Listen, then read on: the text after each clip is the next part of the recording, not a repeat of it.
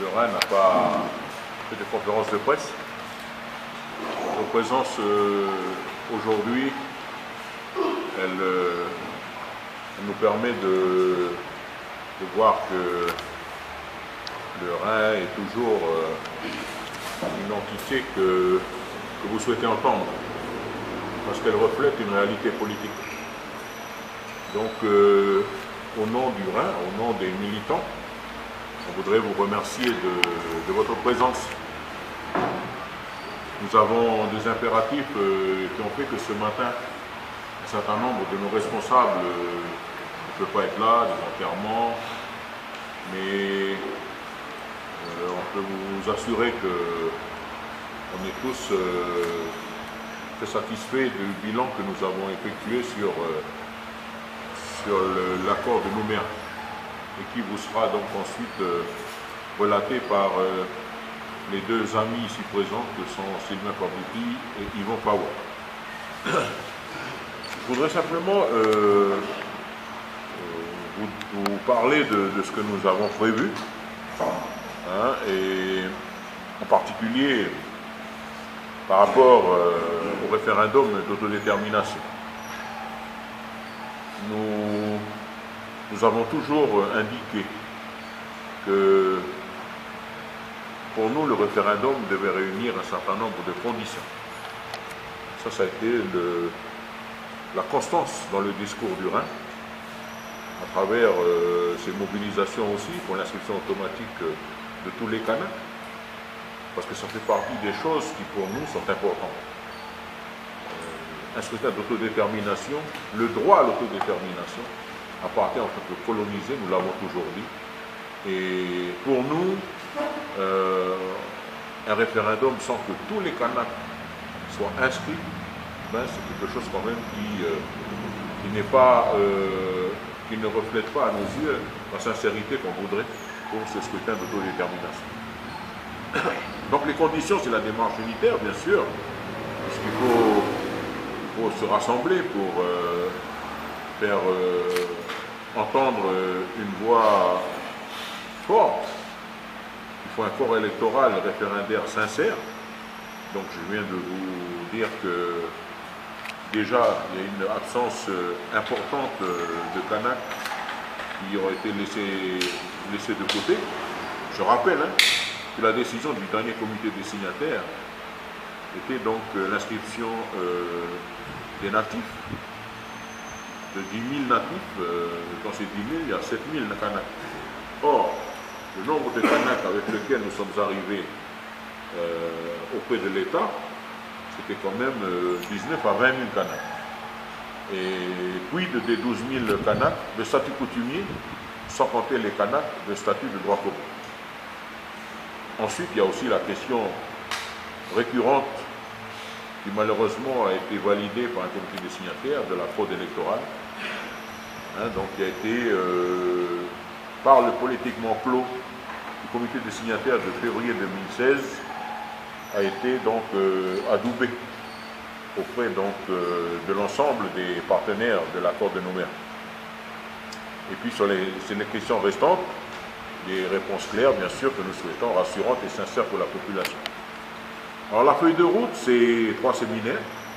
Nous venons de terminer le premier séminaire qui s'est tenu d'abord au 4 Cocotiers à Saint-Louis, et ensuite c'est terminé samedi dernier ici, dont vous aurez le compte rendu après, sur le bilan politique de l'accord de Nouméa.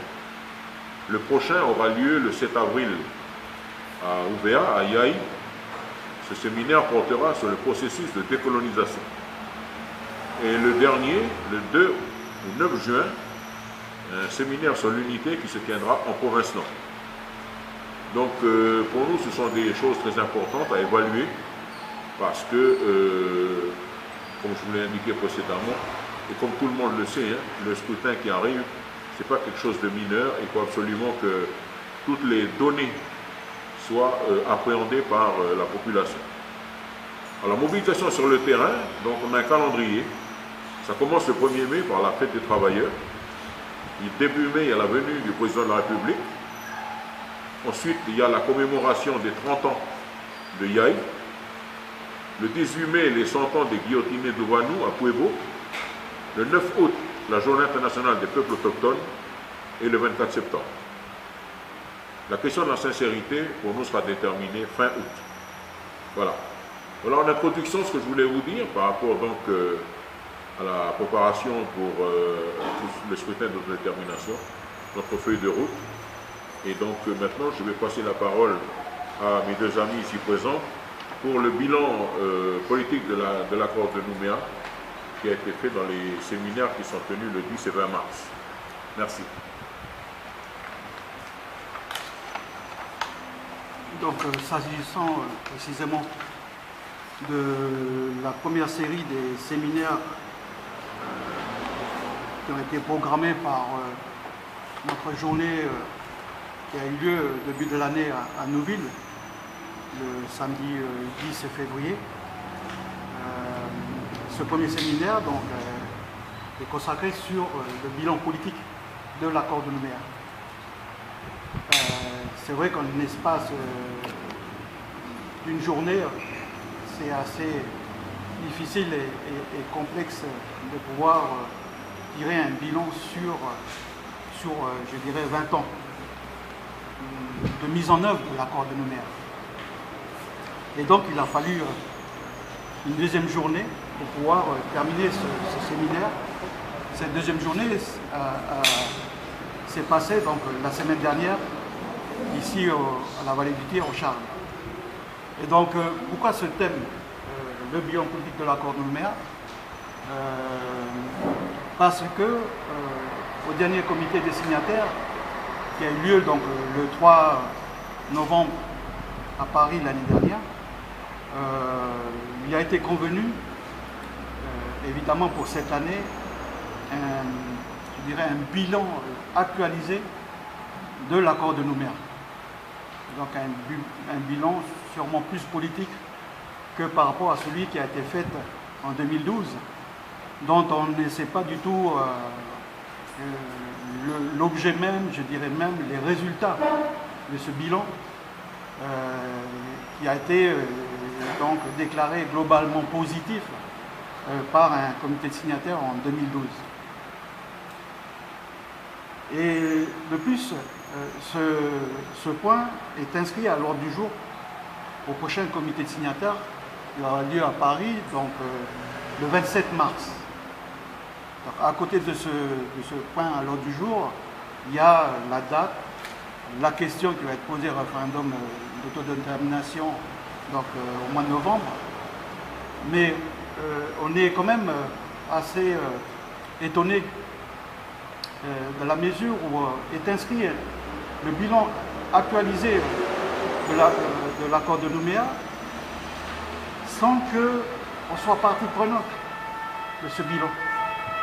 Je veux dire, à aucun moment il y a eu un travail d'audition, non seulement de l'ensemble de la classe politique, mais aussi des composantes de cette classe politique, mais aussi même le peuple kanak.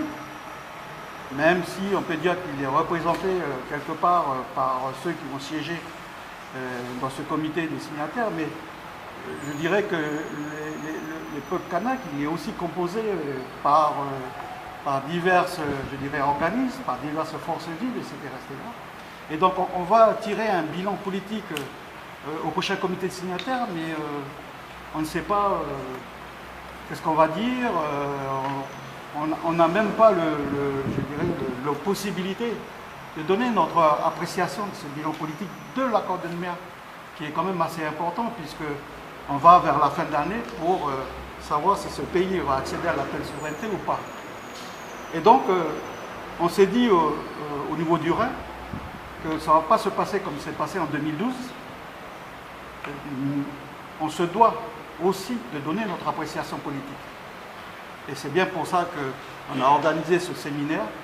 Et donc, il s'est passé en 2 étapes. Donc, je voudrais rectifier ce qui est marqué dans...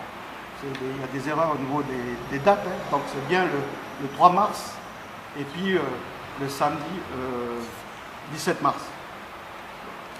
Et donc, c'est vraiment le bilan de la mise en œuvre de l'accord de Nouméa. Et donc, pour résumer un petit peu, donc je lirai les conclusions qui ont été faite par le Rhin samedi dernier, à l'issue donc de ces 2 jours de séminaire. Donc je lis, 20 ans après la signature de l'accord de Nouméa, à quelques mois de la consultation référendaire, prévue le 4 novembre 2018, et à quelques jours du comité des signataires, du 27 mars 2018, il est important pour le Rhin d'apporter son appréciation politique. C'est ainsi que le Rhin a bâti son analyse à partir de 4 grands thèmes: le processus institutionnel et ses fondamentaux, le modèle économique et les objectifs d'émancipation, les enjeux de la démographie et les impacts sur les corps électoraux, et enfin le bilan social. Le Rhin constate qu'en fonction des objectifs politiques convenus lors de la signature de l'accord de Nouméa, le chemin demeure inachevé dans la mise en œuvre. Transfert de compétences de l'article 27, notamment l'enseignement supérieur audiovisuel, le contrôle de l'égalité des provinces et des communes, ainsi que la DRAF, la formation des cadres et autres. Et donc tous ces dispositifs-là, très importants, n'ont pas été achevés ou ont été réalisés, je dirais, d'une manière incomplète. D'une manière générale, la Nouvelle-Calédonie se dote de moyens, se construit et se responsabilise de plus en plus vis-à-vis de la puissance de tutelle. S'agissant des objectifs fondamentaux, les dispositions formelles ont été en grande partie réalisées du fait, il faut bien le reconnaître, de leur caractère juridique obligatoire. Transfert de compétences obligatoires, rééquilibrage spatial, etc. Par contre, des dispositifs n'ont pas pu être mis en œuvre en raison des oppositions systématiques d'un des partenaires historiques de l'accord de Nouméa, à savoir la droite coloniale, et des interprétations juridiques bien souvent contradictoires, laissant ainsi des marges de manœuvre à l'État français pour renforcer sa tutelle. Pour autant, les représentants du mouvement indépendantiste, par manque de cohérence et de suivi, n'ont pas su défendre les intérêts du peuple kanak dans l'esprit et la lettre de l'accord de Nouméa. Par ailleurs, de cette responsabilité importante acquise, comme les compétences transférées aux institutions locales, etc., la droite coloniale, avec la complicité de l'État, par le biais des politiques publiques, n'a pas été à la hauteur des enjeux concernant les Kanaks. Ainsi, l'objectif de rééquilibrage, notamment vis-à-vis du peuple kanak, dans multiples domaines, comme l'emploi public et privé, dans la formation, etc., n'est pas atteint. Sur le plan de développement économique, la Nouvelle-Calédonie s'est contentée de poursuivre et perpétuer un modèle économique colonial basé sur la dépendance vis-à-vis de la France, qui a renforcé les inégalités sociales les plus criantes pour l'ensemble des citoyens calédoniens.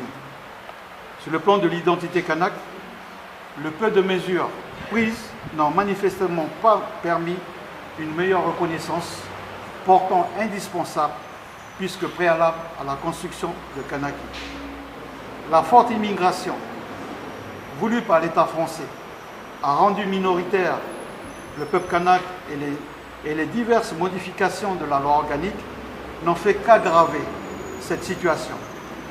Ainsi, les corps électoraux pour les élections provinciales et référendaires rendent les scrutins non sincères.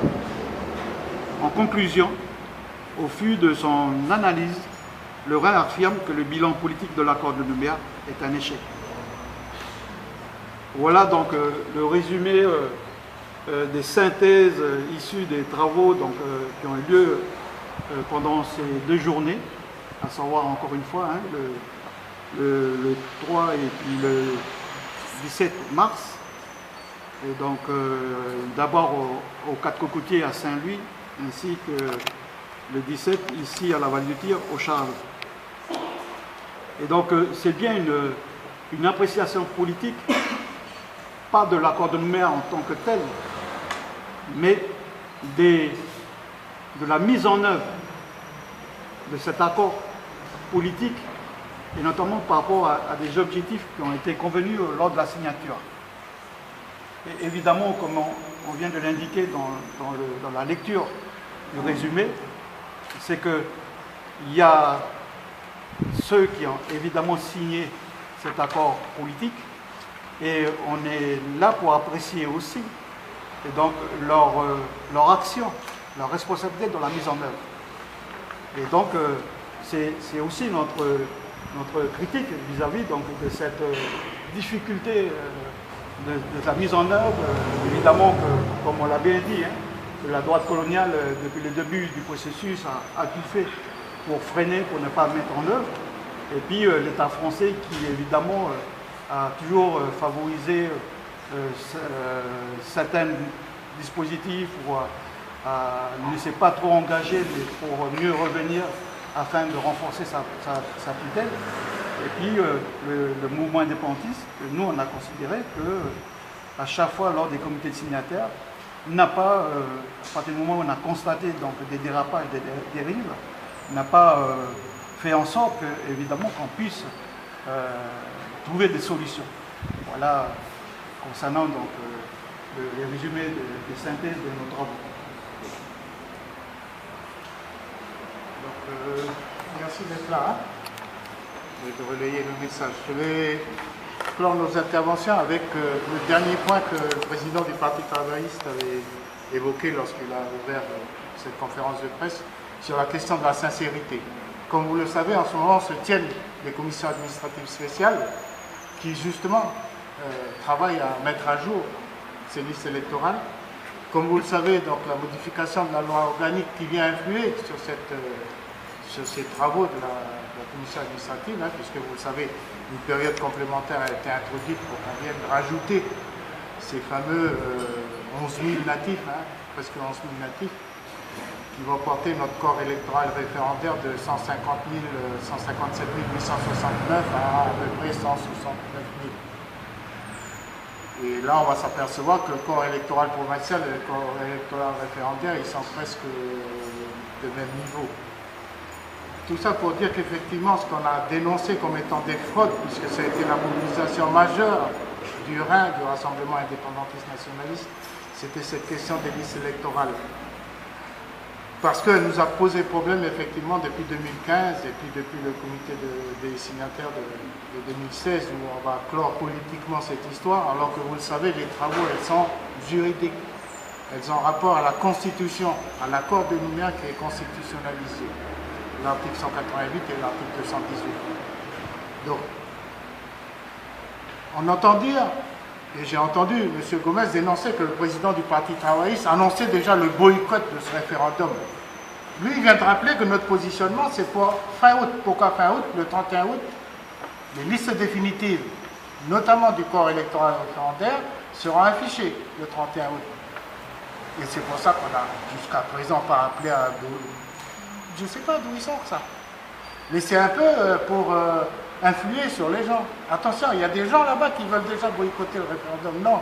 Nous, depuis 2015, devant l'État français notamment, on a dit qu'il fallait que ce corps électoral soit sincère parce que sinon, ce n'est pas la peine d'aller à un référendum bidon.